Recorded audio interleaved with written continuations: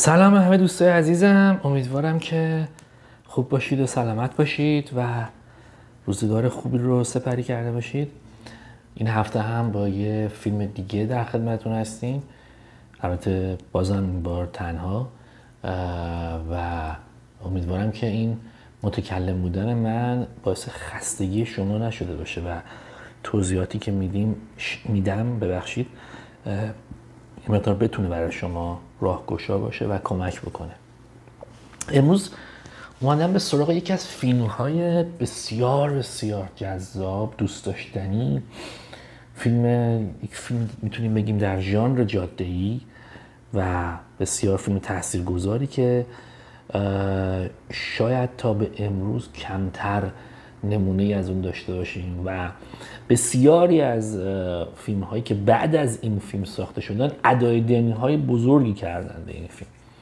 جالبه حتی در مورد مثلا کارگردانش هم که میخوایم یه نگاهی بندازیم به آثارش، همین یه دونه فیلمه که واقعا فیلم ارزشمندیه در آثارش. ریچارد سارافیان کارگردانی که خیلی نمیشه توی فیلم هایی که ساخته سرچ کرد و فیلم های خوبی رو پیدا کرد. کارگردانی بوده که شاید اصلا اینکه دلیلی که فیلم در زمانه خودش تحویل گرفته نشد و بعداً تبدیل به یه فیلم کالت شد همین موضوع باشه. یعنی قضیه این که فکر نمی کردن یه کارگردانی که در این سطح فیلم سازی میکنه شاید مثلا تونسته فیلم خوبی رو بسازه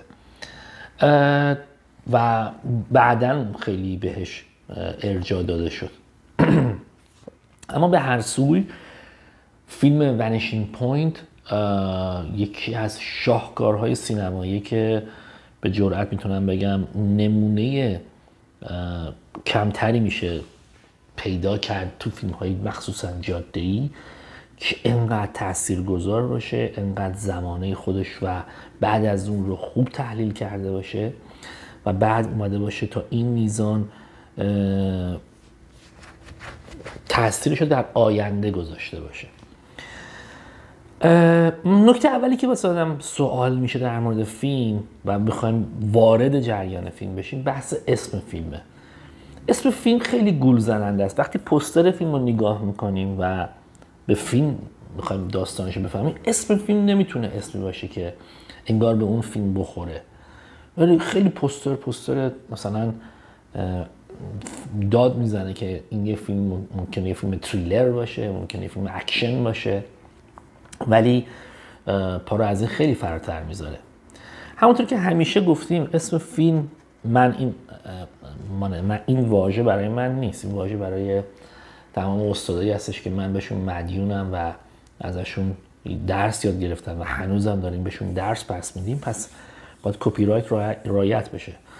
اسم فیلم دروازه در حقیقت به جهان فیلمه و ونیشینگ پوینت هم همین کارو میکنه. ببین دوستان عزیز، تو معنای فنی وقتی بخوایم ونیشینگ پوینت رو ببینیم، تو هنر نقاشی و سینما به نقطه محو گفته میشه. جایی که توی پرسپکتیو تصویر کم کم دیگه تمام خطوط موازی در افق به هم میرسن و بعد ناپدید میشن. اما این فیلم این اصطلاح بصری رو از سطح فرم به سطح میاره توی سطح محتوای خودش.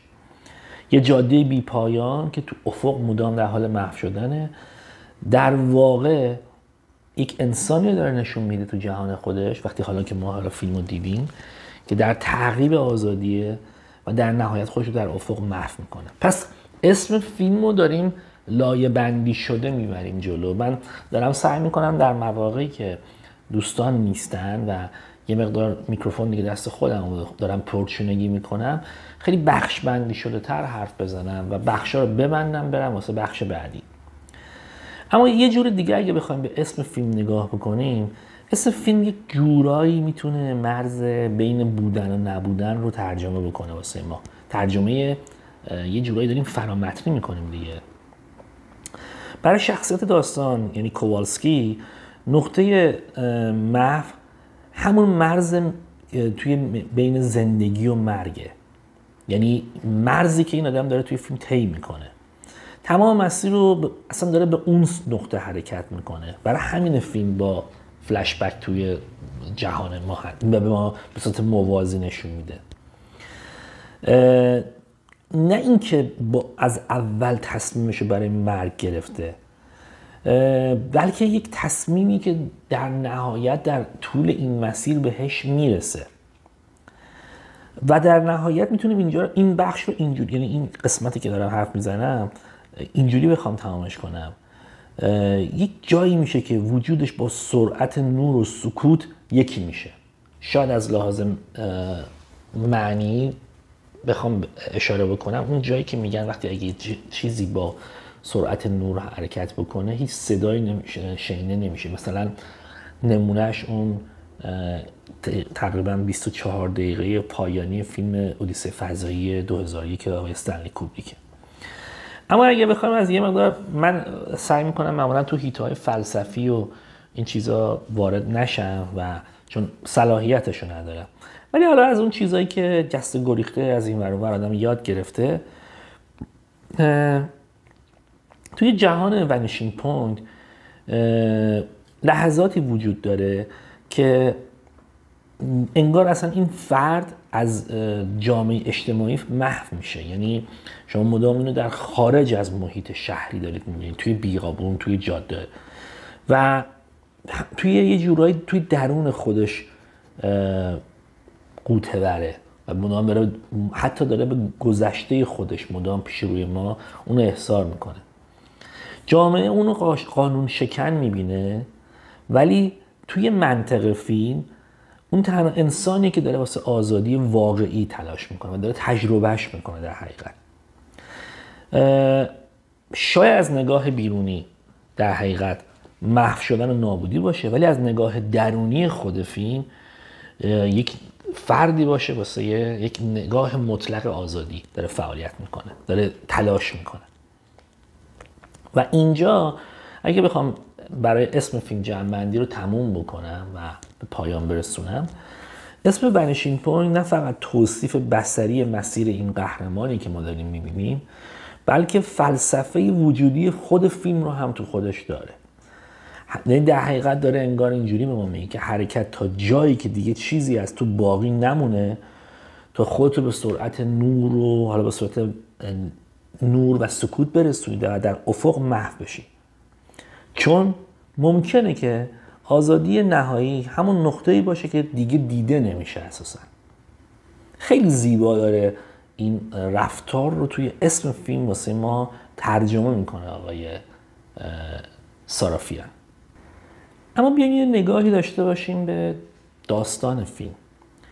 یه راننده سابقیه، راننده سابق پلیس و مسابقات به اسم کووالسکی که حالا برای کمپانی کار میکنه که یک دوج چالنجر رو باید از دنور ببره به سان فرانسیسکو توی دهه 70. مسافت 15 ساعتی رو باید بره. توی این مسیری که داره طی میکنه توسط پلیسای ایالتی و خیلی از کسای دیگه تحت تعقیب قرار میگیره به خاطر رفتارهای اون موقعی که خیلی میگفت پلیس خیلی زیر سوال بود رفتارش و اون کنترلی که باید روی رفتارهای پلیس بود نبوده.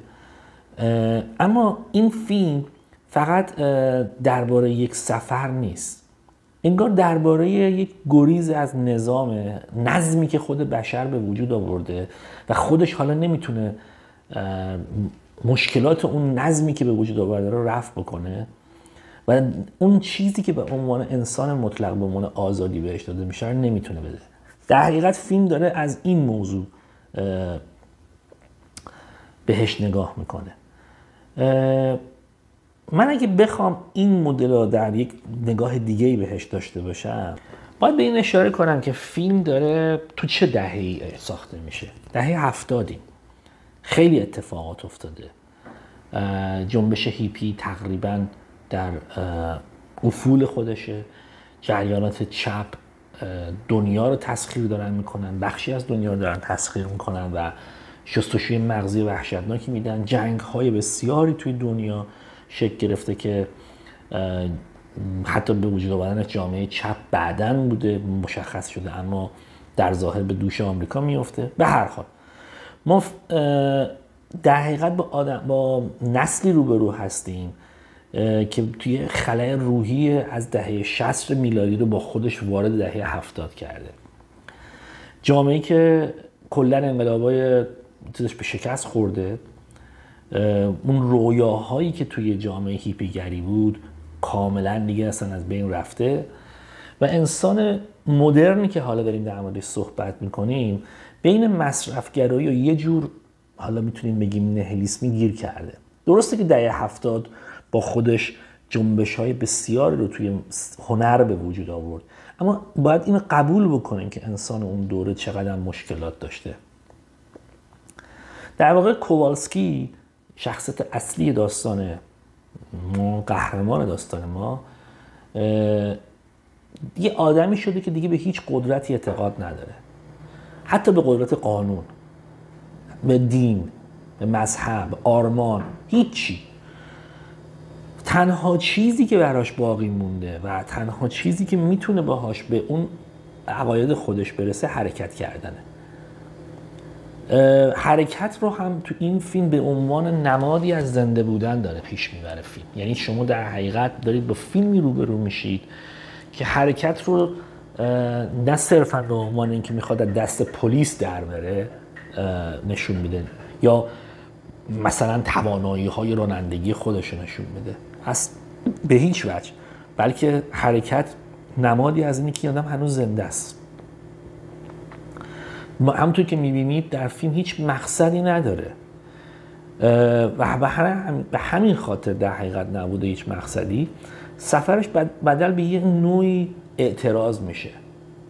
یعنی شما زیر پرچم هیچ کسی این آدم سینه نمیزنه که بخوایم بگیم به این ور وصله یا به اون ور وصله.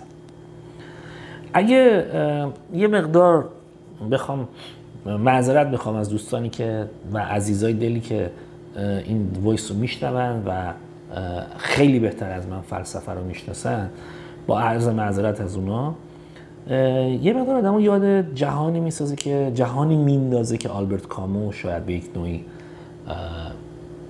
میتونیم بگیم یادآورشه و میتونیم بگیم جلودارش هستش. کامو خب توی آثارشه که آدم بخونه میتونه این درک بکنه که از نظر کامو زندگی میتونه خیلی پوچ باشه، ولی به هر حال انسان آزاده که حالا خودش واسه این پوچی یک معنایی بسازه. حتی میتونه تو این فیلم حالا اون معنا گاز دادن تا مرز نابودی باشه. این جریانی که ما داریم توی فیلم نگاه میکنیم رو اگه یک بار فیلم رو به صورت کامل ببینیم و بعد بار دوم به صورت اینکه حالا داستان رو میدونم، اینکه حالا هیجان فیلمی که میخواد چی بگه رو میدونم، حالا بتونیم سکانس ها رو به اون شکل ببینیم، بیشتر برای ما معنی پیدا میکنه. میخوام ادامه بدم صحبتم رو و به همون بحث فلسفی که به کامو برمیگرده بخوایم برگردیم. تو فیلم های جاده‌ای، خود جاده اصلا به اصل قضیه استعاره است. یعنی حالا بخوایم در سنتی که تو فیلم های جاده‌ای هستش، مسیر همیشه مهمتر از مقصده. اما تو ونشینگ پوینت این قضیه دیگه به اوج خودش میرسه، دیگه نهایت خودش میرسه و نقطه مقصد اصلا کلا محوه و همون محو شدگی، همون ونشینگ پوینته و دقیقا همون جاییه که از همه چیز از دید اون شخصیت اصلی داستان محو میشه. یک نوع میتونیم بگیم حالا با مرگ شخصیت اصلی داستان یعنی کووالسکی رهایی هم نهایی میشه واسش. در حقیقت پایان فیلم که کووالسکی داره به یک نوعی آگاهانه گاز میده و داره به سمت کامیون‌های پلیس که مسیر رو مسدود کردن حرکت میکنه و به اونا میکوبه، در حقیقت نه شکست میتونه باشه، بلکه به نظر من یک جور میتونیم بگیم ایثاریه که برای آزادی مطلق داده میشه. تو این بین ما میتونیم بگیم که یکی از شاهکارهای سینمایی رو علاوه ترجمان اون چیزی که براش داریم الان حرف میزنیم برای ما به وجود آورده. سبک کارگردانی که آقای سارافیان انتخاب کرده خیلی از نمادهای لاین شات استفاده میکنه، جاده های خالی و نور شدید کبیر رو توی فیلمش آورده تا اینکه بتونه به یک حسی از خلا برسه، اون چیزی که شخصیت اصلی داستان هم بهش رسیده و این بیمکانی و در حقیقت زمان معلق رو برای ما بسازه. این کبیر نماد این بحث هستش. در ضمن فیلم با تدوین موازی و بازگشتش به جهان پیش از این قضیه که داره اتفاق میفته، در حقیقت جدایی از نشون دادن گذشته شخصیت کووالسکی داره با این فلشبک هایی که میزنه داره به این ذهن سرکش، به این انسان یاغی، به این کسی که به یک نوعی چرا به این روز میفته اشاره میکنه. این بخش رو بخوام جمع بندی کنم، ونیشینگ پوینت رو میشه اینطوری بیان کرد که این فیلم یه جور مانیفستیه در مورد یک تصویرسازی در حقیقت از آزادی. شاید مانیفست گفتن کلمه قشنگی نباشه،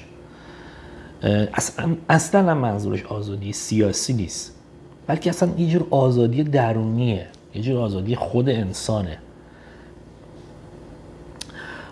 فیلمی که دقیقاً گاهی وقتا مثل موسیقی هایی که توی این فیلم پخش میشه خیلی مینیمال برخورد میکنه ولی کاملا ناآرامه و حتی میتونیم بگیم این رفتار دوربین گاهی لاستیک ماشین رو نشون میده که از خطوط عبور میکنه. خود فیلم هم همین کار رو داره میکنه. خب در مورد پایان فیلم صحبت‌های زیادی شده و خیلی حرفا زده میشه، ولی منم سعی میکنم از نقطه نظر خودم بگم. پایان فیلم شاید یه دوپارگی رو ایجاد بکنه که اینکه آیا این مرگی که اتفاق افتاد شکست اون انسانه یا پیروزیه و آزادیه.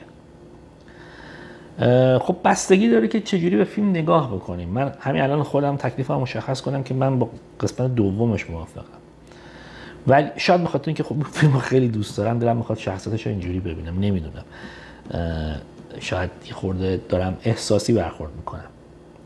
اما شخصیت کووالسکی در طول فیلم مدام به سمت مرگ نمیره. اشاره هایی که فیلم داره میکنه به این که این داره زودتر میخواد برای این ماشین تحویل بده و به همسر باردارش برسه کاملا نمادی از زندگی رو داره برای ما رقم میزنه و میگه که این اصلا قصد اینجوری نداره، بلکه اتفاقی که در طول مسیر و گذشته این آدم که به صورت موازی برای ما نمایش داده میشه به سمت چیزی میبره که در نهایت اون آزادی مطلق میشه. میبینیم که اصلا نه به پلیس اعتنا میکنه، نه برای زمان مهمه، نه اصلا مقصد. خب پس در جهانی که داره زندگی میکنه که همه این معانی توهی شده، تنها کاری که میتونه بکنه این که روی آخرین انتخاب خودش و چگونه این که اصلا مرگ خودش انتخاب بکنه اصرار بکنه. تو این دید نه مرگش از روی یأسه، نه از روی ترسه و نه از روی اجباره و نه مثلا بهش گفتن که تو خودتو بکش ما یه پولی میدیم به خانواده‌ات و از این صحبت ها. کاملا از روی آگاهانه است و به سمت رهایی. این صحبت ها و همه این بحث ها شاید به اینجا آدم برسونه که باز من یه اشاره بکنم به آلبرت کامو که در افسانه سیزیف می نویسه که تنها مسئله جدی فلسفه خودکشی است، اما تاکید میکنه که انسان پوچ باید به زندگی آری بگوید حتی در بی‌معنایی. این عمدن از توی خود کتاب آقای آلبرت کامو در آوردم که بتونم عین اون جمله‌شو بگم. خب میشه از زوایای واقع‌گرایانه به این قضیه نگاه کرد که مثلا اون فشار درونی داره، اقتصاد، خیلی مسائل دیگه نگاه بکنیم مثلا، و اینکه تحت تعقیب قرار گرفته، اینکه دیگه باید بره زندان و خیلی چیزای دیگه، و در نهایت اون انتخابو میکنه و خودشو میکشه. اما بیایم یه ذره هم از دید خود آقای سارافیان نگاه بکنیم. سارافیان مرگ این شخصیت رو، یعنی کووالسکی رو، با یه نور شدید و یک موسیقی بسیار آرام نشان میده که پر از عناصر خشونت تو اون سکانس هست. جدایی از ماشینالاتی که اونجا هستن، بلوک‌های سیمانی، پلیسی که با اسلحه وایساده، اساساً انگار یه عده آدم منتظرن بگن که خب این داستانه هم چطوری تموم میشه.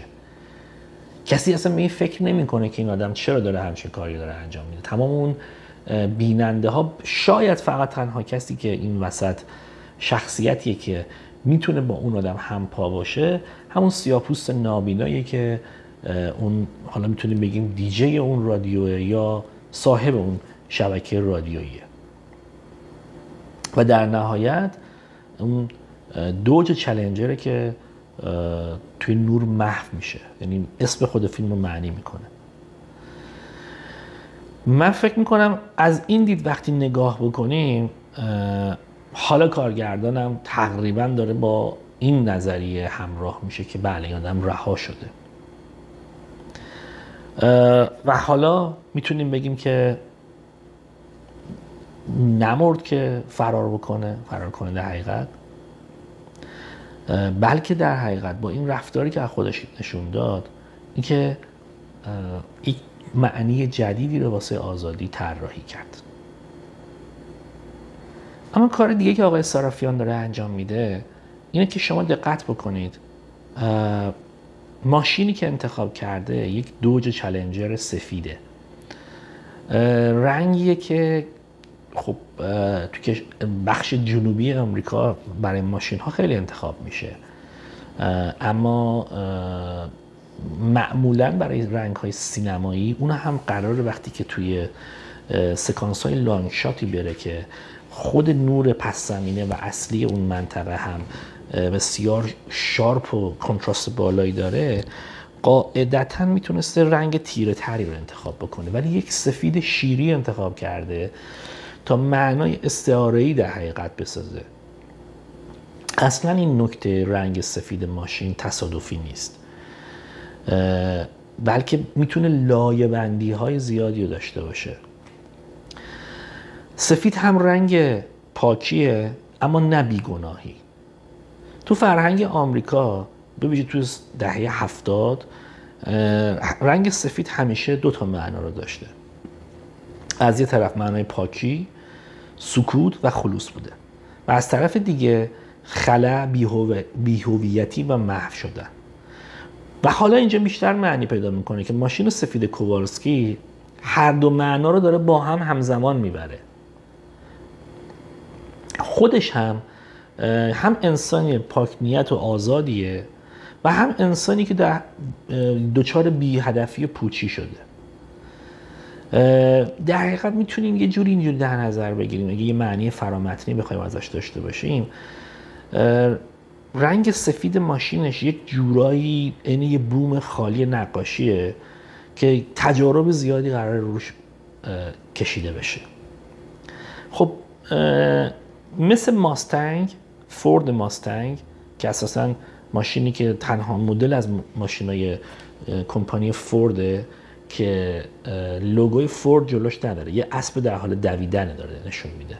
اشارش به یک نژادی از اسب‌های سرخپوستیه که اینا در حقیقت اسب‌های وحشی هستن که رام کردنشون هم خیلی سخته ولی وحشتناک سرعت داره. نژاد دوج نژادی که بیشتر به اسبای اطلاق میشه که حالتهای چند رنگی دارن، سفید قهوه‌ای، سفید مشکی، که خود سرخپوستان هم خیلی ازشون استفاده میکردن. اما اینجا انگار ما یک اسب مدرن داریم که همین دوج چالنجر ماست یک اسبیه که یک سواری داره و اتفاقا سوارش هم تقریبا همون لباسا رو پوشیده و این حالا جایگزین یک اسب اسطوره‌ای شده که همیشه انسان‌های آزاده و رها در دوران گذشته سوار توصیف می‌شدن و یک جور حتی فیلم‌های وسترن هم همینطوری بودن. تو دوران مثلا فیلم‌های وسترن، حالا یه خورده نخواهیم عقب‌تر بریم، قهرمان ما همیشه با اسبش میتاخته، همیشه به اسبش خیلی اعتماد داشته، همیشه اسبش براش خیلی مهم بوده، برای اسباشون خیلی ارزش قائل بودن و اساساً دو تا موجود زنده بودن ولی انگار یکی میشدن. این در حقیقت یک نمادی میتونه حتی از اون معنی که سرخپوستا توی به اسب دوج میدادن و اون روح میدونستن هم باشه، که البته سکانسایی هست توی فیلم که وقتی که در واسط فیلم وقتی میره با اون تو شب با اون سرخپوستا حرف میزنه، کاملا دیگه فضایی اصلا غیر رئالی تبدیل میشه و تبدیل میشه به یه فضای میتونیم بگیم متافیزیکی. رو این حساب اسب سفید نه تنها نماد آزادیه بلکه نماد مقاومت هم معنی میده. همیشه اسبای سفید رو جلو نشون میدن. اسب مثلا تو فیلم ویوا زاپاتا اسب خود زاپاتا سفید بود. اینکه حالا واقعا زاپاتا اسب سفیدی داشته و اصلا به اون طوری کشته شده مهم نیست. الیا کازان با اون نگاه داره میکنه و اینجا هم همین اتفاق داره میفته. در حقیقت این سفیدی که به رنگ ماشین دوج چالنجر داده و این تضادی که توی تصویر ایجاد کرده در حقیقت یه جورایی داره به یکی از به قوی ترین شکل ممکن بخوام بگم یه تقابل بصری درست کرده. این تضاد نشون میده که قهرمانش با محیطش اصلا سازگار نیست. تو دل خاک و خاکستر و این چیزا مثل یه الماس داره میدرخشه وسط اون گرد و خاکایی که تو بیابون و این ور اون هست، ولی این ماشین داره مثل یه الماس میدرخشه. ولی همین تضاد محکوم به نابودیه. دقیقا اون چیزی که در نهایت بهش میرسه اینی که میگه آقا جون در دنیای امروز ما انگار اگر تضادی قرار باشه به وجود بیاد میذاریم به وجود بیاد ولی در نهایت از بین میبریمش. اگه بخوایم باز دوباره به رنگ سفید ماشین دوج چالنجر اشاره بکنم و خواهم یه جورایی یه تعریف دیگه ای داشته باشیم ازش، وقتی در پایان فیلم ماشین و نور و غبار همه اینا با هم دیگه محو میشن تو اون سکانس و دیگه خبری از خون و آتیش و انفجار و خشونت نیست، یعنی در حقیقت میتونیم بگیم که اساسا مرگی که واسه این آدم طراحی شده، واسه شخصیت کوارسکی طراحی شده، یک طراحی داره کارگردان میکنه که مرگش با سفیدی و سکوت و آرامش به تصویر کشیده میشه. انگار به جایی رسیده که با تمام توصیفاتی که هم مرگ میشه، مرگ همونجا انگار دیگه پاک شده. یه جایی خوندم در مورد این فیلم و بخشش توی ذهنم هست الان، اگه ذهنم یاری بده توی این ضبط اشاره کرده بوده به این که تصویر خیلی شاعرانه‌ای ساخته بوده از این قسمت. میگه اگر من اینو نوشتم روی کاغذ ولی شاید جملات خیلی دقیق نباشن، از همین الان معذرت میخوام از نویسنده این قسمت، ولی میگه ماشین سفید کووالسکی نه فقط وسیله حرکته بلکه تجسم آزادی در جهان فلزی مدرنه. اسب آخرین سوار بینامه که در جاده بی انتها میتازد تا در افق محو شود. سفیدی چالنجر رنگ نیستی نیست، رنگ رنگ‌هایی است، رنگ کسی از جهان کسی که از جهان عبور کرده بیان که از خودش بگذرد. واقعا تصویر قشنگیه برای این بخش از توصیفی که چرا باید ماشین رو اینجوری طراحی میکرده.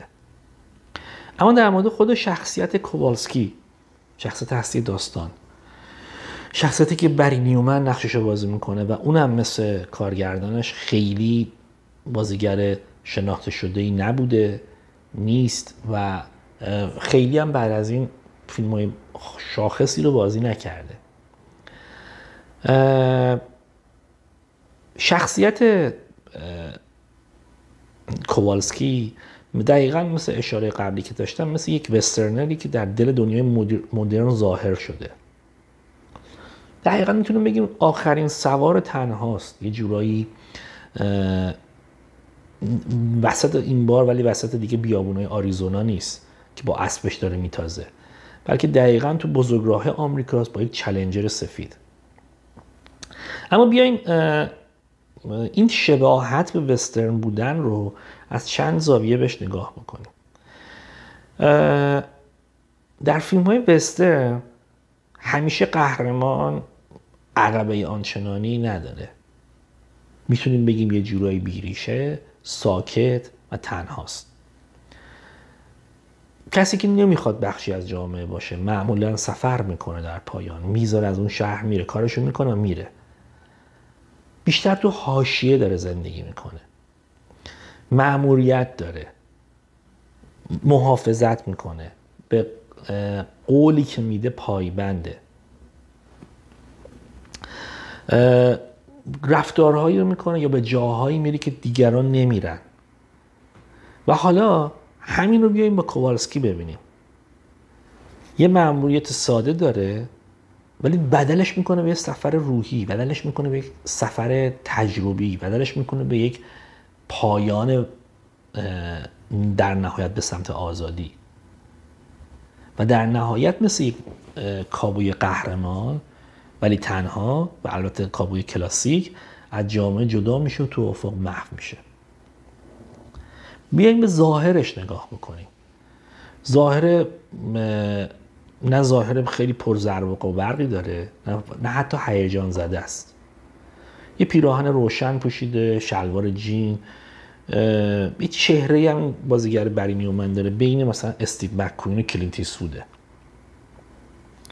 ولی توش مثلا میتونیم شما هم آرامش رو ببینی، هم زخم رو ببینی، زخمی بودن رو ببینی و هم بی‌زمانی. انگار از دل فیلم‌های جان فورد در اومده، ولی به اشتباه تو دهه 70 میلادیه.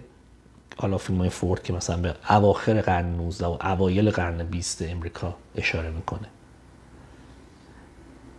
ولی همون شخصیت میتونیم بگیم اسم کلمه‌اش تو ذهنم نمیاد، خصایص یک وسترنر رو داره. خیلی با شرافته و خیلی به عهدی که بسته حتی با خودش اعتقاد داره. ما میتونیم ونیشینگ پوینت رو یک جورایی در این حالت ببینیم که جاده جایگزین اون دشتای باز شده، ماشین جایگزین اسب شده و پلیس جایگزین اون کلانتر بدجنس شده. و حالا این رو بیاین اینطوری ببینید که روح یک وسترنر ولی حفظ شده کاملا در فیلم، سر جاشه. همون کسی که یک جورایی بر علیه قوانینی که توشون نقض وجود داره وای میسته و یه جور آدم رام نشده است، کله خر میتونیم بگیم دیگه. واقعا این اتفاق میبره ما رو به این سمت که یک تعریف دیگه هم در فیلم ببینیم. تو وسترن های کلاسیک قهرمان تو پایان فیلم میره به سمت افق و از تصویر محو میشه. توی این فیلم هم کووالسکی نه از روی ترس بارها اشاره میکنه، بلکه از روی بیجایی به سمت مرگ پناه میبره. میتونیم بگیم یکی از دلایل این انتخاب برای پایان فیلم و چقدر انتخاب درستیه، در حقیقت محصول جهانی که ارزش‌های قدیمی مثل شرافت، صداقت، شهامت دیگه توش معنی نداره و حالا با ماشینش که میتونیم بگیم همون اسبشه، سعی میکنه اونها رو معنی کنه و وقتی نمیتونه چنین پایانی رو انتخاب میکنه. برای پایان دادن به این بخش شخصیت کووالسکی، شاید آخرین کابوی امریکایی باشه، اما در دنیایی که دیگه مرزی برای فتح کردن وجود نداره و فقط تنها راهش در افق رفتنه. از دل وسترن بیرون میاد، اما در بزرگراه‌های بی احساسی که توی اون داره طی میکنه و مدرن هستن گم میشه و میتونیم بگیم در نهایت در اون پایان شاهکارش خودش رو توی جهانی که دیگه بهش تعلقی نداره، از اون جهانی که در حقیقت بهش تعلق نداره آزاد میکنه. اما یکی دیگه از ویژگی‌های فرمی این فیلم استفاده کردن از موسیقی سایکودلیک راکه که مدلی از انتخاب کرده که جیم براون خواننده فقید امریکایی در حقیقت میتونیم بگیم بنیانگذارش بوده و اون سبک رو اجرا میکرده. اما کاری که فیلم ونیشینگ پوینت کرده اینه که درسته که سکانس هایی از فیلم رو سپرده به موسیقی و با موسیقی داره طراحی میکنه، اما انگار اصلا این سکانس ها هم برای اون موسیقی طراحی شدن، یعنی اصلا با هم تنیده شدن و این اتفاق در حقیقت در مورد ونیشینگ پوینت یه نکته جذابی رو ایجاد میکنه، این که یه نکته خیلی حساسی در حقیقت ایجاد میکنه، این که انگار که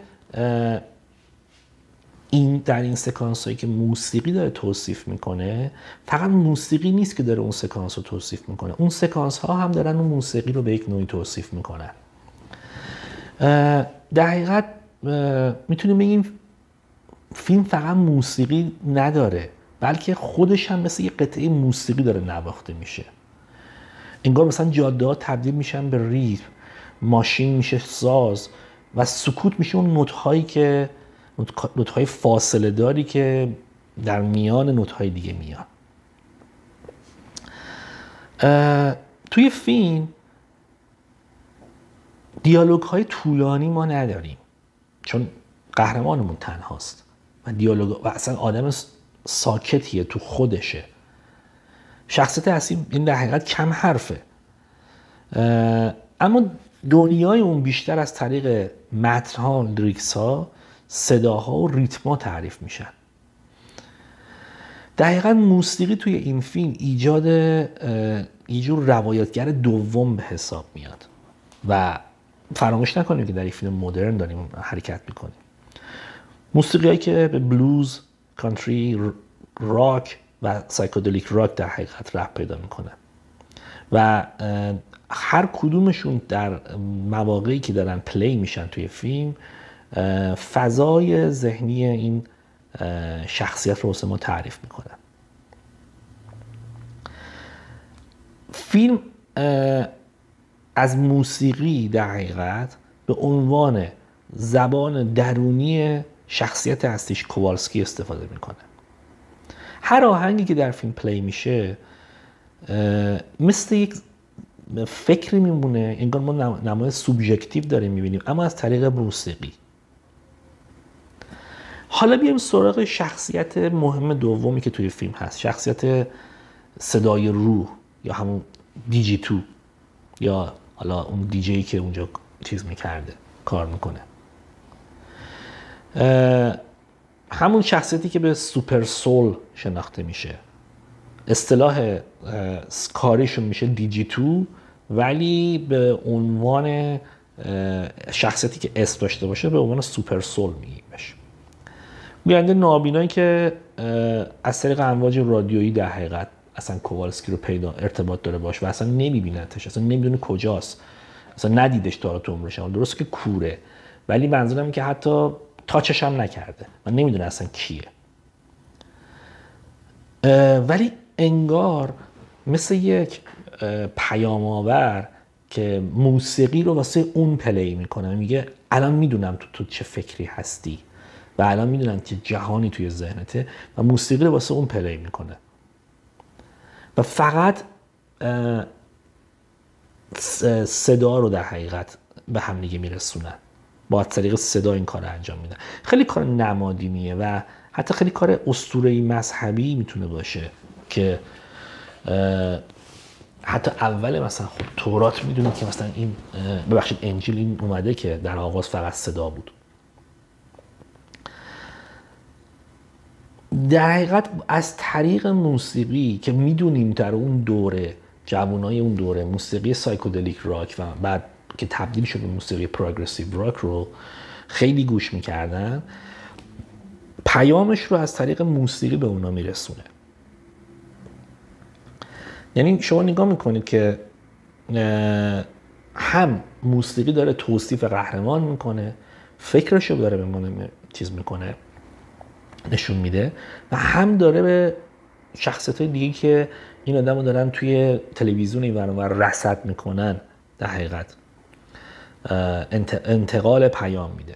در واقع سوپر سول یا همون شخصیت نابینای فیلم که کاری میکنه از طریق موسیقی و صدا که کوالسکی به یک اسطوره تبدیل بشه و همین کار رو در حقیقت اصل این کار رو با موسیقی انجام میده.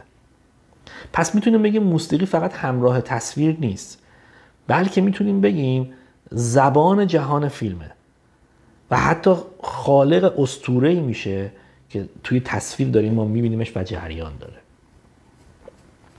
اما این ترکیب موسیقی و جاده فیلم رو به طرز عجیبی مثل یک آلبوم موسیقی میاره جلوی چشم ما. هر سکانسش تبدیل میشن به یک ترک و هر ترکی تبدیل میشه به یک سکانس و فارغ از مستقل بودنشون اما با هم معنی پیوندی عجیبی پیدا میکنن. تدوین موسیقیشو میاد با ضرب آهنگ موسیقی چیز میکنه، تو اون قسمت ها تنظیم میکنه. و حالا وقتی که میخواد این رو به صورت تصویری در بیاره، شتاب ماشین رو، نور خورشید، چرخش لاستیکش، حتی سکوت ها رو میاره توی ریتم موسیقی پیدا میکنه. در حقیقت میتونیم بگیم سارافیان تو این فیلم موسیقی رو برداشته مونتاژ کرده، نه فقط اون چیزی که ما داریم میبینیم رو. اصلا انگار واسه حرکت نواختن ساخته شده. تو خیلی از فیلم ها موسیقی برای به قول معروف به هیجان در آوردن احساسات ما، حالا بر اساس نیاز استفاده میشه. اما توی ونیشینگ پوینت بیاین قبول بکنیم اینا که موسیقی خودش توضیح دهنده اون جهانه، جهانی که معنا از توش از بین رفته و تنها صداست که باقی مونده. اتفاقا موسیقی در حقیقت به عنوان تنها پیام آور پاک و زنده داره بهش نگاه میشه. حتی میتونیم بگیم که فقط شنونده ما، یعنی قهرمان ما در حقیقت کوالسکی به عنوان راننده‌ای که شنونده این موسیقیه، میتونیم یه تعریف اینطوری هم داشته باشیم که انگار آخرین شنونده موسیقی واقعیه که در نهایت هم چنین مرگی رو واسه خودش پیدا میکنه. واقعا توی فیلم اکثر ترک هایی که انتخاب میشه نمادی از صدای آزادی هستن، اما نه اون نمای آزادی که چپ ها میخوان داد بزنن و کولی بازی در بیارن، نه، بلکه نمادی از همون آزادی که شما توی سکوت جاده پیدا میکنید، همون سکوت هایی که بین نوت ها میتونه پیدا بشه. واقعا این فیلم از لحاظ موسیقی هم توی جهانی که داره سیر میکنه قوقایی به پا کرده و شاید میتونم بگم کمتر فیلمی میتونیم پیدا بکنید که چنین جهانی رو به راحت و متهم نشه که ویدیو کلیپ بیرون دادی.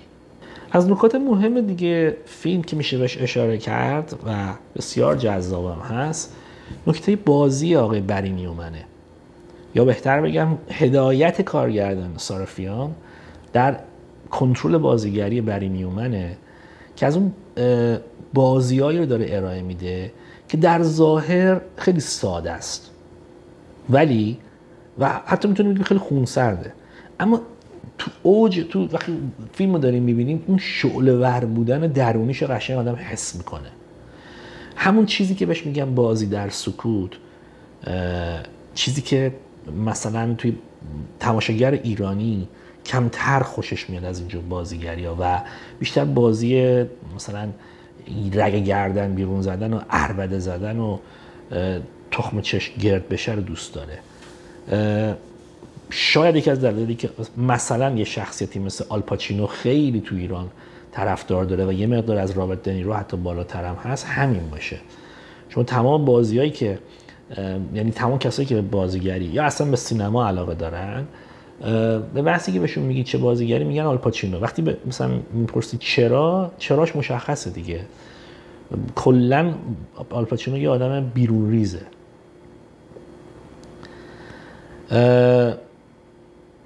ما توی فیلم تقریبا هیچ مونولوگی نداریم، بیشتر دیالوگ دیگه، مثلا خیلی هم طولانی نیستن.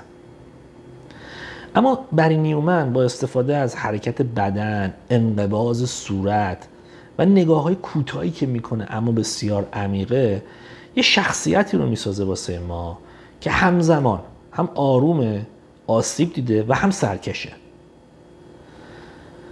این یکی از نقاط بارز فیلم میتونه به حساب بیاد. تو کل این فیلم هیچ فریادی نمیزنه، هیچ دادی نمیزنه، اما سکوتی که داره میکنه و بازی که در سکوت داره انجام میده پر از طغیان کردنه. هر بار که دوربین از روی چهره مثلا از روی چهره‌ای که به عنوان آدمی که نخوابیده، خوب استراحت نکرده رد میشه، احساس میکنی که این درون این آدم، توی این آدم اساسا یه جور طغیان عجیب، این آتشفشان میمونه داخلش. یکی از ویژگی‌های جذابش اینه که یعنی آقای بری نیومن خیلی جذاب نیست، من نمیخوام بگم جذابه، اما یکی از ویژگی‌هایی که به فیلم بهش بخشیده اینه که چهرهش اصلا یه جایی شبیه به جاده میشه دیگه اصلا کلا. یعنی شما ثابت بی احساس در ظاهر، اما پر از لرزشه و حرکته. مثل در حقیقت میتونیم اینجوری توصیفش بکنیم، چجوری بگم، یه طوفانی در نظر بگیرید که یه سنگی داره جلوی طوفان وای میسته و در ظاهر اون سنگه هیچ انگار اصلا هیچ حسی نشون نمیده به طوفان، ولی در حقیقت یه ایستادگی عجیبی داره انجام میده. ما میتونیم این چهره این شکلی رو به این دلیل توصیف بکنیم که در جهانی زندگی میکنه که احساسات دیگه زبانی برای بیان ندارن.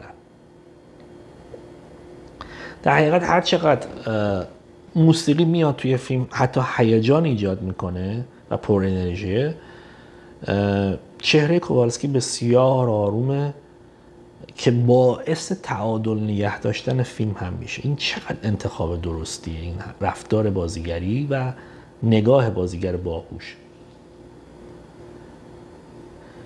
به هر حال اون چیزی که میتونیم در موردش بگیم اینه که بازی بری نیومن یه جور بازی قهرمان در سکوته و این خودش جزو اون شاهکارهایی به حساب میاد که فیلم جناب آقای سافاریان رو ارزشمندتر میکنه. اما نکته که بخوام بگم اینه که خب من اشاره کردم به کوینتین تارانتینو که خیلی به این فیلم علاقه داشته و خب تو فیلم دد پروفش یک ادای دین بزرگی به فیلم ونیشینگ پوینت میکنه و توی خود فیلم چندین بار به شخصیت کووالسکی اشاره میشه تو اون فیلم و در حقیقت در نهایت هم فیلمش به همون شکل تموم میشه. اما استیون اسپیلبرگ یه فیلمی داره در 1971 تقریبا 1 سال بعد از این فیلم دوئل و اون هم به همین شکل داره رفتار میکنه.